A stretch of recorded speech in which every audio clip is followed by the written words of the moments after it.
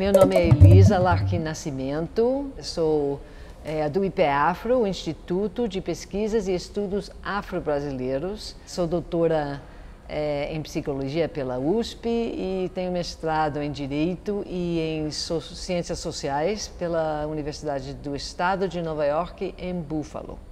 Eu nasci na cidade de Buffalo, na região ocidental do estado de Nova York. Desde os tempos de escola de segundo grau, eu participava nas iniciativas de protesto contra a guerra de Vietnã. E nessa época eu vim ao Brasil num programa de intercâmbio, quando eu tinha de 15 para 16 anos. Fiquei em São Paulo, era 1970, auge do governo Médici, né? Da ditadura militar.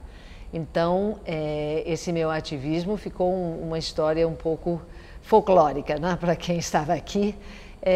E quando eu fui para a universidade, eu sempre tinha muitos amigos latino-americanos, brasileiros, colombianos, peruanos e fazia parte do Centro para o Terceiro Mundo, e eu fiz uma pesquisa sobre os investimentos da universidade onde eu estudava, que era Princeton University, os investimentos no regime do apartheid da África do Sul, né?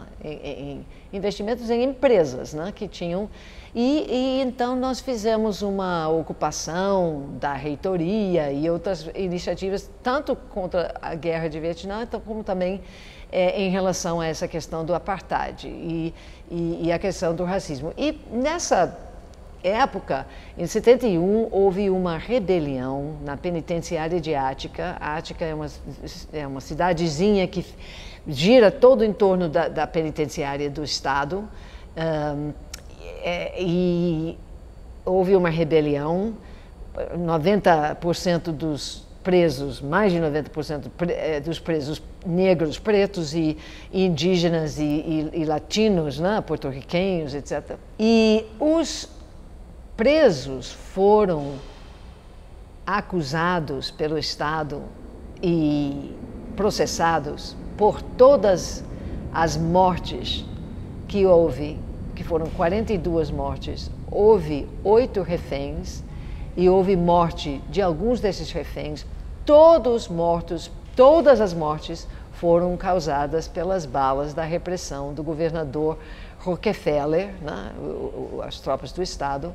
Mas os presos foram acusados. E então eu saí da universidade e voltei para a minha cidade para participar na defesa legal e jurídica e política desses presos, né? Os irmãos de Ática, Attica Brothers. E nisso, uma pessoa que me conhecia e sabia do meu embate com muitos dos intelectuais socialistas que não reconheciam o colonialismo e o racismo e a questão de gênero, né? Tudo girava em torno da luta de classes, né? E eu entrava nesses embates porque eu achava que não era possível, sobretudo num contexto de uma rebelião de presos numa penitenciária, não ver a importância da questão racial. E sabendo também que eu tinha essa história com o Brasil, que eu sempre falava, então essa amiga minha disse, olha, você precisa conhecer um professor ali, porque a minha cidade abriga um dos campos da Universidade do Estado de Nova York.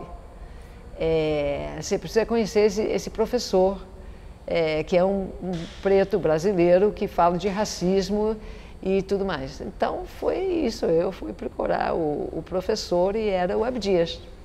Então ele reunia todas as coisas que na minha formaçãozinha de classe média, em que eu frequentava museus, né? A minha cidade tem um dos mais importantes museus de arte moderna do país, que é o Albright Knox, né? Tem uma coleção, sobretudo os impressionistas, maravilhosa. E eu frequentava, aquilo era um quintal de brinquedo para mim quando era criança e adolescente. Então eu adorava as artes. Meu pai fazia teatro, o Abdias era teatro, eu fiz teatro também, nunca profissionalmente, mas assim. Então o Abdias reunia tudo. Todos esses referenciais da minha vida. E foi um encontro assim muito, muito bonito. Abdias Nascimento havia fundado em 1944 o Teatro Experimental do Negro. O Teatro Experimental do Negro trabalhava no palco com a estética como uma expressão de atividade política, né? Como a estética como uma dimensão de dominação, de relações de poder. Havia muitos artistas plásticos que colaboravam com o Teatro Experimental do Negro, fazendo cenários, como o Henrique Bianco. Eu acho que um dos cenários dele deve estar aqui. E Anísio Medeiros, que tem figurinos dele. O Tomás Santa Rosa, né, foi um colaborador do Teatro Experimental do Negro. E nessa questão da estética, onde também eles tinham muita relação com o movimento da negritude, que era um movimento literário de poetas de expressão francesa, africanos e diáspora e caribenhos, né, da diáspora, que foi um movimento anticolonialista e de defesa dos direitos e da identidade dos negros. E eles, os intelectuais do Teatro Experimental do Negro aderiam, trabalhavam muito com o conceito de negritude e fizeram o primeiro congresso do negro brasileiro em 1950. E esse congresso aprovou uma resolução sobre a necessidade de um museu de arte negra. A partir de toda uma discussão sobre o ensaio de Mário Barata sobre escultura africana e sobre a tese de Ironides Rodrigues, que chamava A Estética da Negritude, que foi uma peça assim, de grande polêmica do Congresso. E aí, então, o Teatro Experimental do Negro assume esse projeto e começa a trabalhar em 1955, promove na ocasião do 36º Congresso Eucarístico Mundial, que é a Igreja Católica do mundo todo reunido no Rio de Janeiro, antes do aterro, e eles propõem um concurso de artes plásticas sobre o tema do Cristo Negro.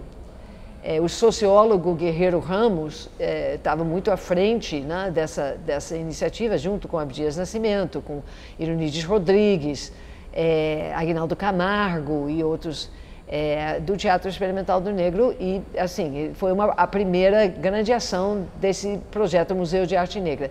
E aí ele continua um processo de interlocução com o meio das artes brasileiras, da arte moderna do Brasil, discutindo exatamente como discutia naquela época, e hoje se fala isso, mas naquela época ninguém falava da questão da influência africana que compõe e constitui, na verdade, a própria arte moderna ocidental, né? Porque é o encontro dos artistas de vanguarda europeus com a estética africana que chega na Europa através do saque, da pilhagem do continente africano, e os objetos que eles nem reconheciam como obras artísticas eram vistos como objetos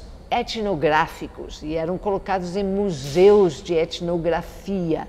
Mas o impacto visual, o impacto dessa estética dessas peças foi muito forte em alguns dos artistas, né, como Picasso. Nós temos, né, vários exemplos disso. Então, no cubismo, né, no expressionismo, nos vários ismos, né, que constituem, né, aquilo que se reconhece como arte moderna ocidental. E o Abdias, então, discutia isso e a necessidade de, no Brasil, reconhecer que essa arte negra, feita por artistas negros, valorizar esse trabalho enquanto estética, enquanto trabalho artístico, e não como pintores primitivos, artistas primitivos, ou folclore, ou como é que chama?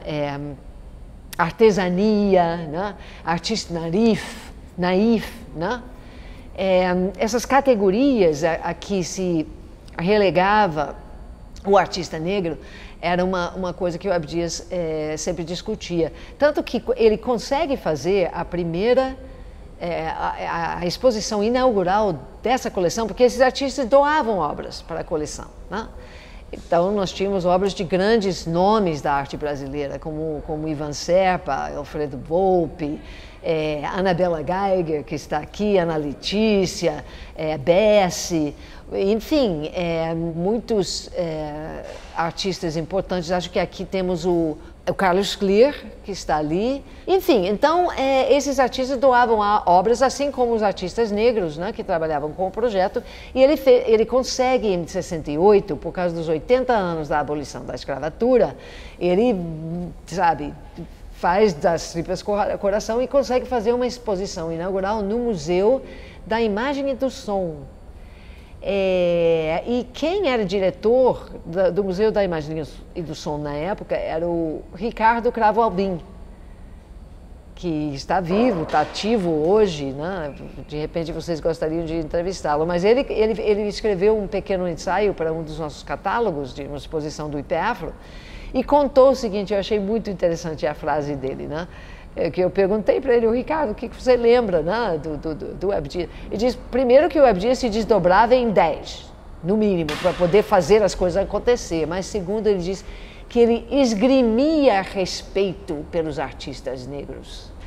Foi a frase dele. E eu posso perfeitamente imaginar esse exercício de esgrimir respeito pelos artistas negros. Logo depois da exposição, que foi em maio de 68, ele vai para os Estados Unidos numa viagem de intercâmbio, não consegue voltar ao país porque vem o AI-5 e fecha o Congresso e inaugura um período de repressão muito feroz. O Abdias era alvo de vários inquéritos policiais militares, ele era vigiado pela polícia, pelo seu ativismo contra o racismo.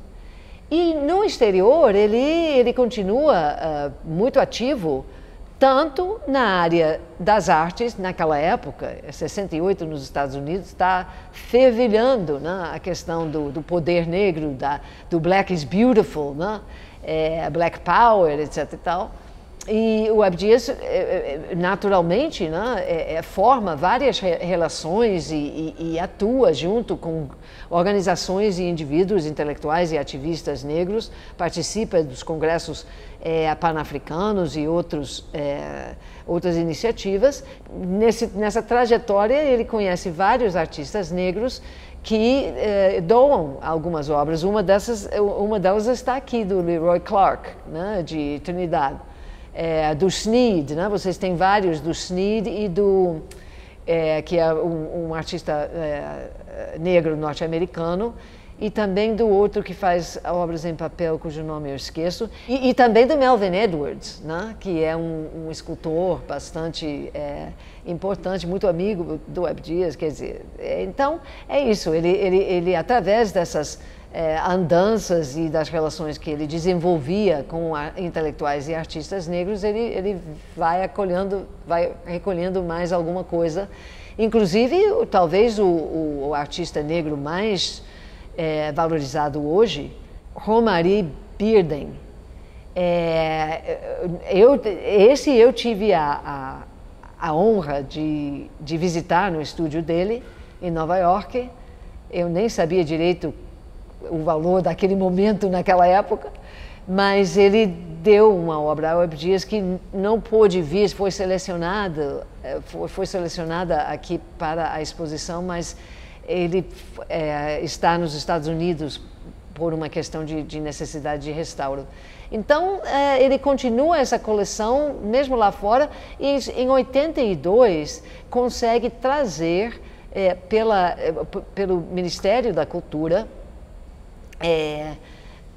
consegue trazer as obras dele e parte dessa coleção que ele havia feito para uma exposição na Galeria Sérgio Millier, aqui do Museu de Belas Artes. O Fundo Nacional de Cultura, né, a Funarte, foi quem possibilitou esse retorno das obras e a vinda das obras que ele mesmo havia pintado no exterior, porque é nesse processo do exílio que ele desenvolve a própria produção artística. Ele começa a pintar na época da exposição inaugural do Museu de Arte Negra, em 68. É quando ele começa a pintar a partir de uma convivência com um dos pintores que você tem aqui, né, está bem aqui perto de mim, o Sebastião Januário, que ele leva para morar num apartamento mínimo que ele tinha em Copacabana, mas ele disse para o Januário que estava numa situação de trabalho doméstico, ele disse: Januário, você é um artista, você tem que sair disso e vem morar comigo. E nessa convivência de perto com o Januário, que está mexendo, criando tinta, porque não tinha dinheiro para comprar tinta, mas ele misturava guache com um material plástico e usava aquilo como uma tinta. E o Abdias também começou a mexer naquilo e começou a pintar. Ele fez algumas coisas, várias coisas antes de viajar e continuou a pintar quando estava no exílio.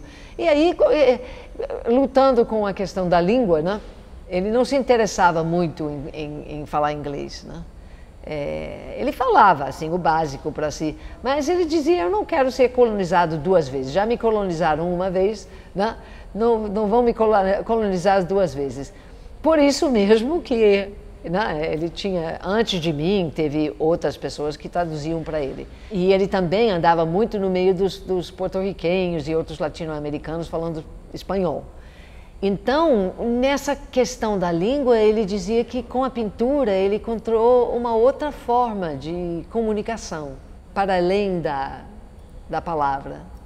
E ele via que muita gente, ele fez muitas exposições em vários centros culturais, universidades, museus, em várias regiões e estados dos Estados Unidos, mais de 20 exposições, e ele dizia que as pessoas negras que chegavam nas exposições, que não conheciam nada sobre candomblé, ele pintava muito, né, temas dos orixás, mas que não conheciam nada sobre candomblé, mas eles se emocionavam com aquelas pinturas, com aqueles símbolos, com aquelas... Então, isso tocava alguma coisa, alguma linguagem comum. Havia uma grande polêmica sobre essa divisão entre aquilo que se chama arte erudita e arte popular, né? Abdias e outras pessoas sempre contestavam, né, essa divisão, e eu lembro que teve um momento em que o comentário que eu fiz sobre um ensaio de uma crítica de arte importante aqui brasileira, escreve um texto onde ela fala dessa diferença, como a arte popular é quase, né? Quer dizer, ela quer valorizar a arte popular, mas no fundo ela ainda mantém essa distinção, né? E também o próprio manifesto do Rubem Valentim, que ele publica nos anos 60, uma espécie de afirmação assim, do legado dele, da forma que ele vê. Isso, o que ele diz é o seguinte, basicamente, que ele, enfim, parafraseando, mas o que ele diz é que ele pega a simbologia, cultura de raiz africana e eleva do seu contexto para o patamar de uma simbologia universal. E o meu comentário é o seguinte, é que para artistas como o mestre Didi e Abdias Nascimento, essa simbologia não precisa ser retirada, não precisa ser elevada, ela já dentro do seu contexto tem todo o valor universal que uma obra de arte ou um símbolo precisa, né? Ela é carregada de tanto valor quanto, né? Então, assim, essa questão dessa divisão entre o erudito e o folclórico ou o popular é muito persistente, né?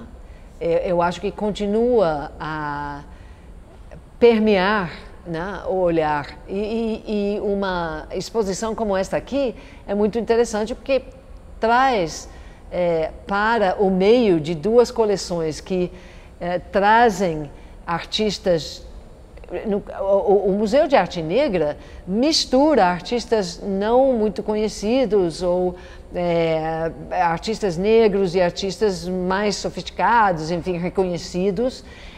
E o acervo da Laje traz também essa mesma mistura e você junta essas obras com obras de alguns artistas muito sofisticados da coleção do Museu de Arte Moderna e você vê como existe um diálogo, né? e um equilíbrio, né?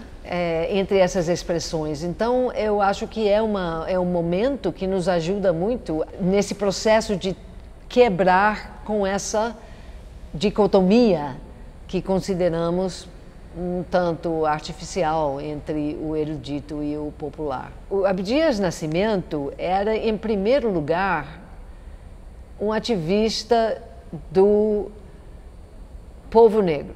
Ele fazia muitas coisas diferentes.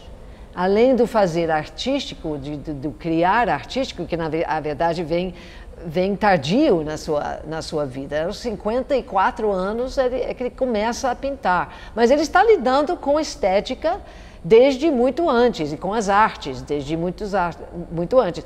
Mas sempre as artes, no teatro, né, e também nas artes plásticas a partir do Museu de Arte, do projeto Museu de Arte Negra, sempre, não a serviço de, mas sempre integrada na causa da justiça para o povo preto, do combate ao racismo, porque ele via nessa questão estética, nesses valores que diminuem e desvalorizam as iniciativas plásticas e criativas de artistas negros, uma forma de racismo paralelo e também que corre em conjunto com a discriminação racial, econômica, social, os preconceitos, etc.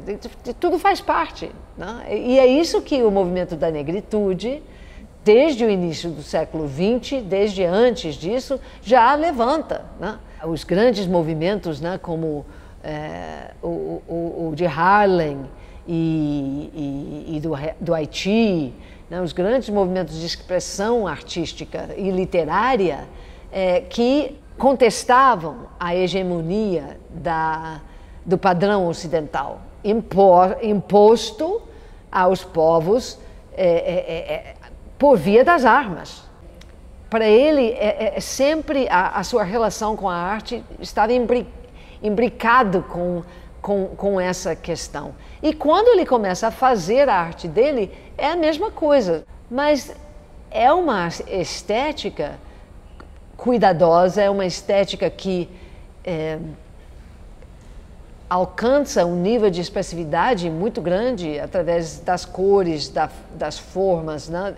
E dos temas que ele aborda. Então, ele trabalha com não só a tradição dos orixás, pintando, né, as suas expressões. Ele sempre dizia que a pintura dele dos orixás não era uma expressão literal de uma questão litúrgica, eram interpretações, né? Mas esses orixás vêm junto com o movimento negro, né? Ele tem um Omulu, não sei se ele está aqui, acho que não. O Omulu azul que é uma colagem, a única colagem que ele faz, e a colagem é o rosto, é uma recorte de uma revista que é uma foto do Huey P. Newton, que era uma liderança dos Panteras Negras, que o Abdias visitou quando ele foi a Oakland, visitou a sede deles, e o Huey P. Newton foi preso. Era um preso político na época que o Abdias estava lá, e ele pinta esse quadro como contribuição à campanha pela libertação de Huey P. Newton. Então, assim, os orixás estão sempre envolvidos também nessas causas e trazendo a força espiritual para essas causas. E ele trabalha com simbologia africana, como aqui, né, nessa pintura aqui, nós temos o Xangô aqui, o duplo machado de Xangô, temos um tridente de Exu e temos o escarabe, o Pachorô de Oxalá, no meio dessa simbologia egípcia, né, que tem o olho, né, de Osíris, que tem o Ankh, né, o Ankh que é o símbolo da cruz como símbolo da infinidade do Egito, tudo misturado. Então ele mostra como essa matriz africana no Brasil está conectada com várias expressões e dimensões da cultura africana do continente. E ele trabalha também com a simbologia epistemológica africana, como os adinkras, né? Que os adinkra é um sistema de escrita, né? Sempre se falava que o Hegel, desde o Hegel e muitos outros, né? A ciência dizia que os africanos não tinham história porque não tinham escrita. Até hoje a gente, claro, que valoriza a tradição oral, a oralidade como um valor de transmissão de cultura e conhecimento, mas o continente africano sim abriga a escrita, é onde nasce a escrita, nos precursores dos hieróglifos egípcios e em outros sistemas de escrita africanos como esse que é ideográfico dos Adinkra. Então, ele trabalha, tem vários quadros que trabalham essa simbologia epistemológica. Também o Veve, do voodoo haitiano, né, que é uma outra forma, né? Enfim, então, ele explora essas diferentes dimensões da herança africana no mundo e traz, através da expressão plástica desses temas, uma obra que me parece sólida no sentido de sua expressão plástica e visual, né? Em 1981, quando voltava do exílio, criamos o IPEAFRO, o Instituto de Pesquisa e Estudos Afro-Brasileiros, com o apoio, na época, do Dom Paulo Evaristo Arns. Inicialmente estávamos na PUC de São Paulo e realizamos o 3º Congresso de Cultura Negra das Américas, ali em 1982, que foi a primeira vez que houve uma delegação do Congresso Nacional Africano da África do Sul, a organização do Nelson Mandela, ao Brasil. Assim como da Namíbia e outros. Enfim, então o IPEAFRO foi fundado como um instituto de pesquisas com a intenção de trazer, de reunir o conteúdo do acervo do Abdias, tanto museológico como também documental, porque ele tinha, assim, nós temos todo o acervo iconográfico e também documental do Teatro Experimental do Negro, que ele conseguiu reunir, perdeu muita coisa com as peripécias da vida. Então, e os livros também, o acervo bibliográfico, a coleção de livros do próprio Abdias. Mas a PUC não tinha condições de infraestrutura para abrigar esse acervo, então a gente criou em 1984 o IPEAFRO como associação sem fins lucrativos aqui no Rio de Janeiro. Essa coleção, o Museu de Arte Negra, ele mantinha do jeito que podia, né? Estava, na verdade, guardada, as obras estavam guardadas nesse apartamento mínimo lá em Copacabana, e ele perdeu muita coisa, ele lamentava muito o que ele perdeu, mas o que ele conseguiu reunir, nós fomos...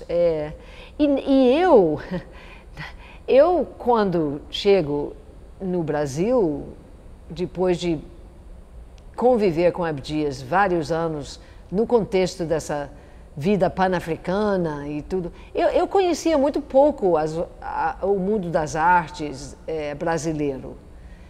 Então eu não tinha muita noção, né? Alguma coisa que eu vi, eu nunca vi também tudo de uma vez, né?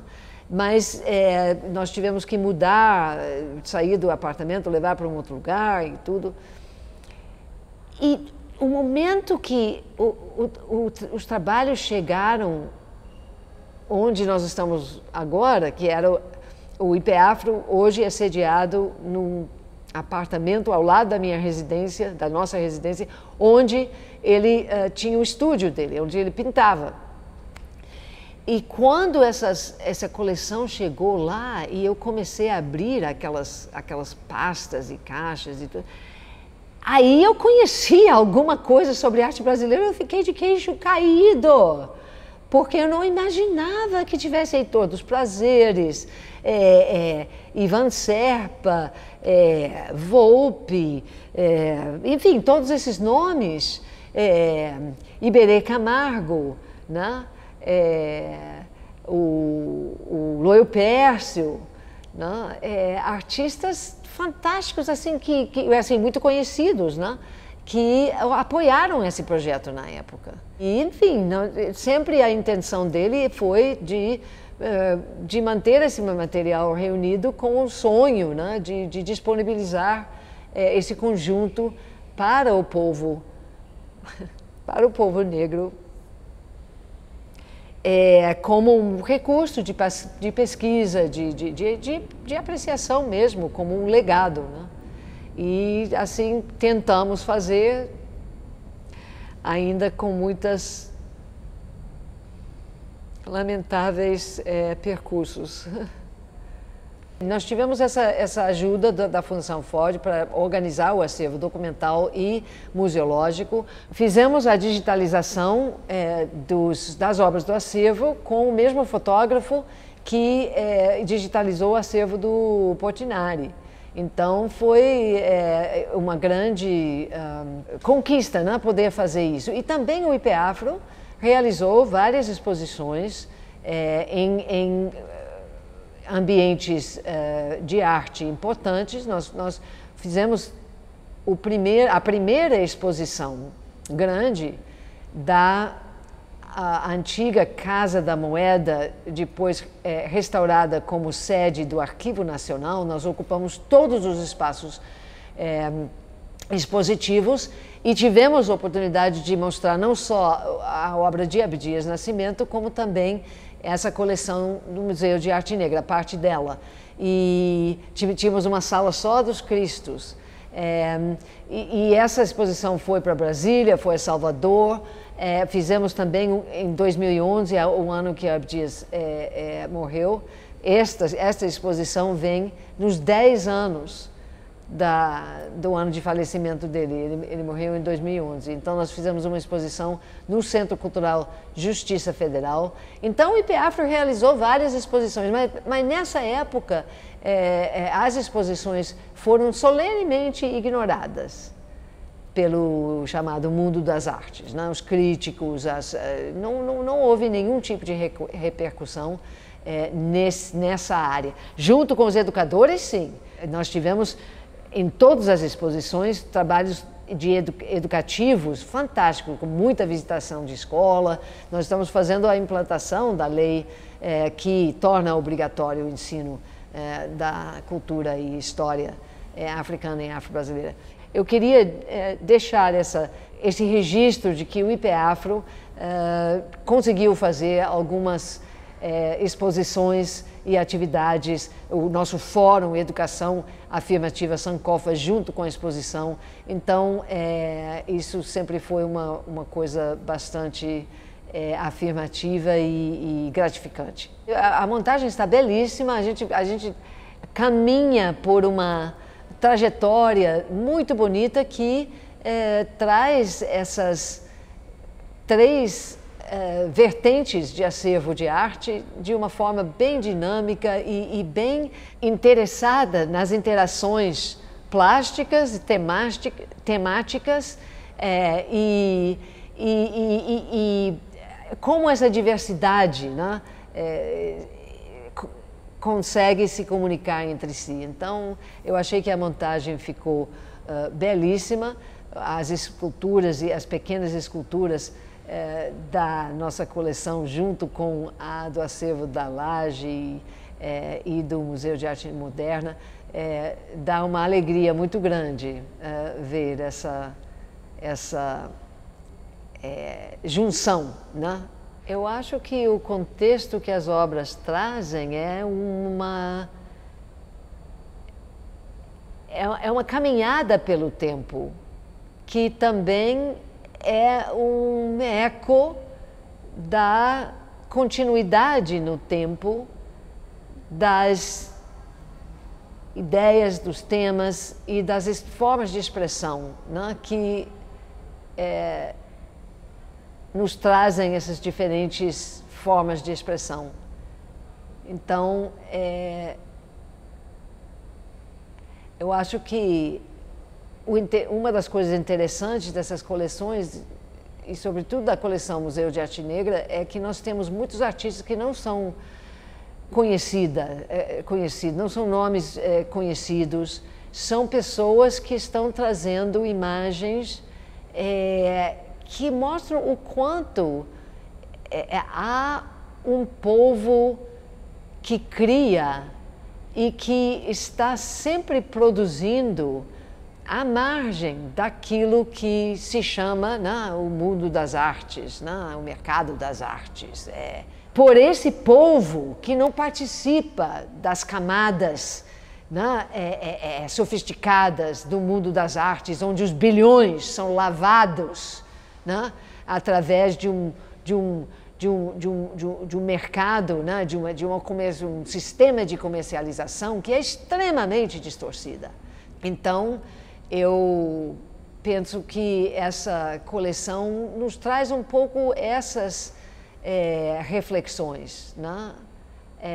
E eu gostaria de pensar que seja um momento de consolidação